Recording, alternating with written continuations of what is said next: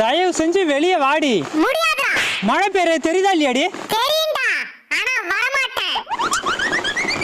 இன்னும் 7 நாளைக்கு மழை இருக்கான். இருக்கட்டும்.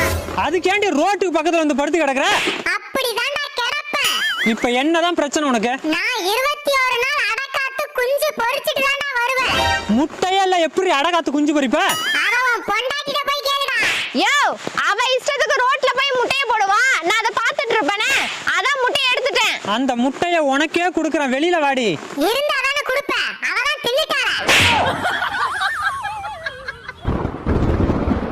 இடி இடிக்குதுடி, நான் கிளம்புறேன்.